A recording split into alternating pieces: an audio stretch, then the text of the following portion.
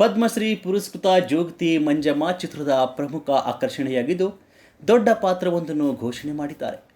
ಕರ್ನಾಟಕ ರಾಜ್ಯ ಯುವ ಪ್ರಶಸ್ತಿ ಹಾಗೂ ಮಕ್ಕಳ ಕಲ್ಯಾಣ ರಾಜ್ಯ ಪ್ರಶಸ್ತಿ ಪುರಸ್ಕೃತರಾದ ಗುಂಡಿ ರಮೇಶ್ ಹಾಗೂ ಪತ್ನಿ ಗುಂಡಿ ಭಾರತಿ ವಿಶೇಷ ಪಾತ್ರದಲ್ಲಿ ಅಭಿನಯಿಸಿದ್ದಾರೆ. ಉಳಿದಂತೆ ಹೊನ್ನಾವರ ಸ್ವಾಮಿ, ಹುಲಿಗೆಪ್ಪ, ಕಟ್ಟಿಮನಿ, ಕನ್ನಡ ಕಲಾ ಸಂಘ, ಹೊಸಪೇಟೆ ಕಲಾವಿದರ ಚಿತ್ರದ ತಾರಾ ಬಳಗದಲ್ಲಿದ್ದಾರೆ. ಕುಬುಸ ಇದೇ 26/7/2024 ರಾಜ್ಯಾದ್ಯಂತ ಅದ್ದೂರಿಯಾಗಿ ಬಿಡುಗಡೆಯಾಗಲಿದೆ.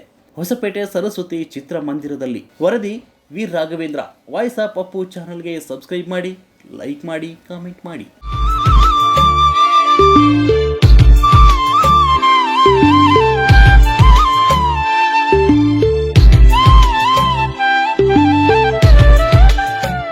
ಎಲ್ರಿಗೂ ನಮಸ್ಕಾರ.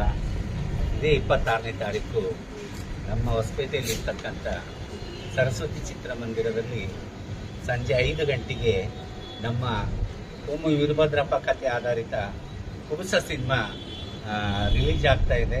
ದಯವಿಟ್ಟು ಅವತ್ತು ನಾನು ಬರ್ತೀನಿ, ನೀವು ಬನ್ನಿ, ನಿಮ್ಮವರನ್ನು ಕರೆತನ್ನಿ. ಅವತ್ತು ನಾನು ನೀವು ಎಲ್ಲರೂ ಸೇರಿ ಒಟ್ಟಾಗಿ ಕುಂತು ಆ ಕನ್ನಡ ಚಿತ್ರವನ್ನು ನೋಡಿ ಕಲಾವಿದರನ್ನು ಬೆಳೆಸಿ ಕಲಾವಿದರನ್ನು ಗೌರವಿಸೋಣ.